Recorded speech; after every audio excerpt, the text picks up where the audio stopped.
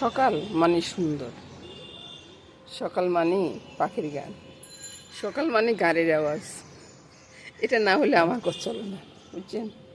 কালকে অনেকগুলো ফুল ফুটবে, কিন্তু আজকে 3টা ফুল ফুটছে, আর অন্যান্য গাছে কিন্তু অনেক ফুল আছে।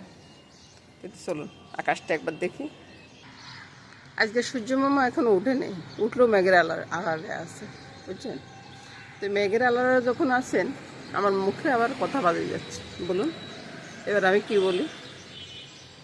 আকাশটা দেখা শেষ হয়ে গেলে ঘরে চলে আসি। আজকে রান্নার সব কিছু রেডি আছে, বুঝছেন। তো এই সব কিছু নিয়ে রান্না করব, একটু পরে বসাবো। তো চলে আসুন এদিকে, ওই বারিন্দা যাই ঘুরে আসি। সকালে সে মশলার চা রেডি, বুঝছেন। এই যে মশলার চাগুলো রেডি আছে। এই গাছে অনেকগুলো ফুল ফুটছে, গাড়ির আওয়াজে এদিকে আসতে ইচ্ছে করে না। বলুন পুরো ডালটা বসিয়ে গেছে। এদিকে আমটা সিদ্ধ বসিয়ে দিলাম, জলগুলো ফেলে দিব। আর এদিকে কাঁকরোল, আলু সব কিছু বানানো আছে, সব কিছু রেডি করে এখন ধুয়ে টুয়ে সব পরিষ্কার করে। এখানে করলা আছে, করলার সাথে আবার কোমর যাবে, কোমরটা দেবো। তো কোমর আর করলা ভাজি হবে। আর দাদু ভাইয়ের টিফিনের নুডলসটা হয়ে গেছে। সব নিয়ে থাকতেছে বন্ধুরা আজকে রান্নাবান্নার সব কিছু। পুরোপুরি ভিডিওটা দেখবেন, আশা করবো আর কি। লাইক কমেন্টসটা দিয়ে দেবেন। লাইক কমেন্টস না দিলে ভিডিও বানাতে ইচ্ছে করে না, বুঝছেন বন্ধুরা। তো দেখতে থাকুন বন্ধুরা রান্নাটা। রান্না কত ঝটপট করে আমি রান্না করি সেটা দেখবেন না, আর আপনারাও পারবেন সেভাবে রান্না করতে। তো রান্নাটা আগে দেখুন। প্রথমে আমের জলটা ঝরিয়ে নেব, বুঝছেন। তো আমের জলটা ফেলে দিই। আমের জলটা ফেলে দিলে টকটা অনেকটা কমে যাবে, তো সেজন্য আর কি জলটা তো ফেলে দিলাম। এবার ব্যাগ ধোয়া হয়ে গেছে, ওই যে ভাপে আর কি। তো ওই আগে টকটাই রান্না করে ফেলি বলুন। তো সামান্য একটু তেল দিয়ে দিলাম, বুঝছেন, একবারে সামান্য করে। 5 ফোড়নটা ফোড়নে দিচ্ছি, এখানে আর কিছু যাবে না বন্ধুরা। তারপরে আমি আমগুলা ছেড়ে দিচ্ছি, আর সাথে দিয়ে দিব চিনি। চিনিটা আপনারা যেরকম খান আর কি, আপনাদের স্বাদ অনুযায়ী আপনারা চিনি দেবেন ভাই। আমার স্বাদ অনুযায়ী তো আপনারা দেবেন না। আর যখন নিরামিষ হচ্ছে, আমার নিরামিষের দিকে যেতে হচ্ছে, বুঝছেন। ওইদিকে আমার নিরামিষের সব কিছু বেশি আছে, থাকে আর কি। তো সামান্য একটু নুন দিব, কারণ তো আগেও মেখে রেখেছি আমি, ওই জন্য আর কি।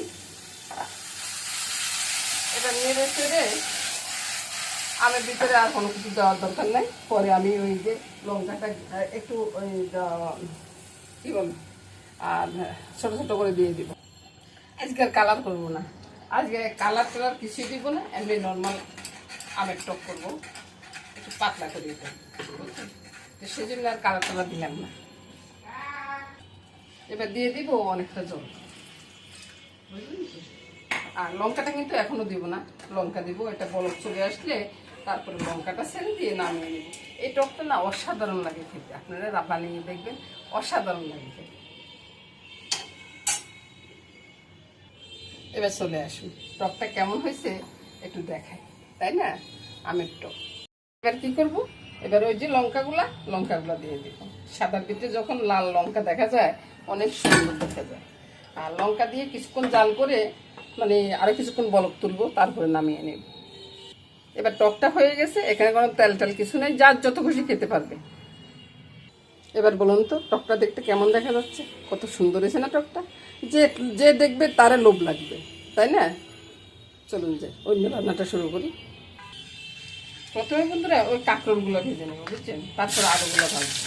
এভাবে সবগুলো ভেজে দেবো, আর সাথে একটু নুন হলুদ দিয়ে দিচ্ছি। নুন হলুদ বাদে ছাড়িয়ে নেবেন, আলু দিয়ে একটা পরে গেলেও কোনো সমস্যা নেই। কাঁকরোলটা একটু ভালো করে ভেজে নিতে হবে, তো সেই জন্য কাঁকরোল ভাজা হয়ে গেছে, বুঝছেন। কাঁকরোলগুলো তুলে আলুগুলো ভেজে নেবেন, বুঝছেন। আলুও দিয়ে একটা করছে, আর এই রান্নাটা অনেকদিন পরে করবো। এই রান্নাটা কিন্তু অনেক টেস্ট হয়। আপনার যদি নেমে কিনে একটা রান্না করতে পারবেন বন্ধুরা। এদিকে বন্ধুরা মুগ ডালটা সিদ্ধ করে নিচ্ছি, মুগ ডালের সরফটা দিয়ে দিচ্ছি, মানে কাঁটাটা আর কি দিয়ে দিচ্ছি। তারপরে মুগ ডালের নুন হলুদটা দিব।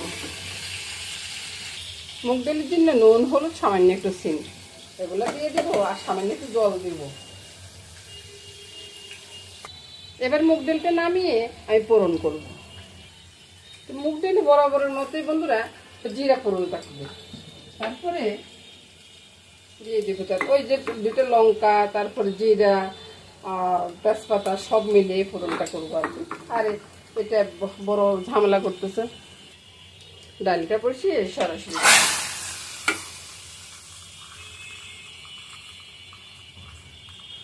কিন্তু আলুটা ভাজা হচ্ছে। এবার আলুগুলো ভাজা হয়ে গেছে, আলুগুলো তুলে নিই। আলুগুলো তুলে নেওয়ার পরে তারপরে আমি মশলাটা ফোড়ন করব। আলুর দমে দেওয়ার জন্য এখানে নুন, হলুদ, লঙ্কা, কালো গোলমরিচ আর জিরা গুঁড়াটা নিয়ে নিলাম। তো আমি ফোড়ন করে দিলে প্রথমে তেজপাতাটা দিয়ে দিব, তারপরে চিনি আর মেথি দুটোটা একসাথে করে দিলাম, বুঝছেন।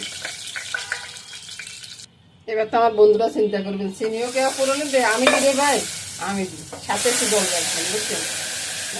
জলটা ছেড়ে দিলাম, এটা মশলাটা কষানো। চিনি তো সাক্কা হয়ে গেছে, তখন কোনো সমস্যা নেই, যখন বলক আসবে সেটা উঠে যাবে।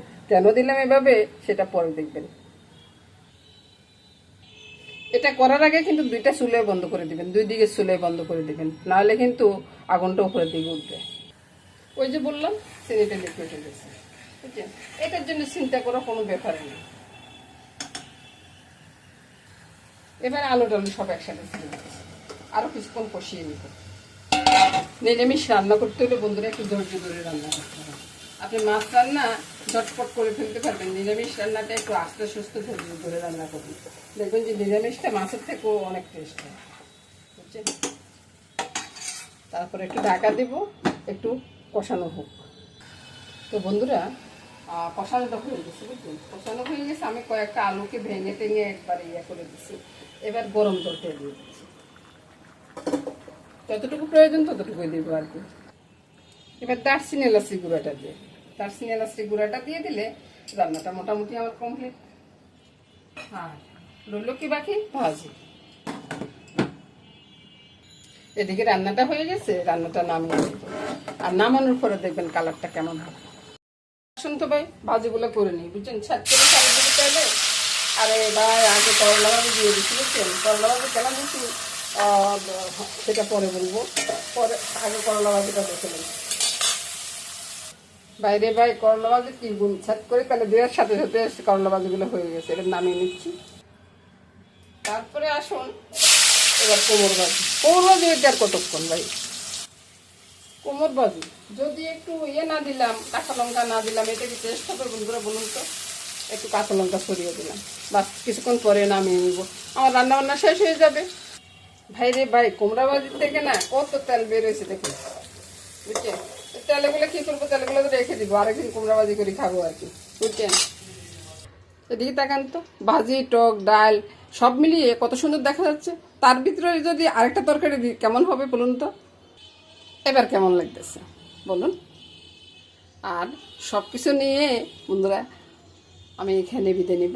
নমস্কার বন্ধুরা, সবাই ভালো থাকুন।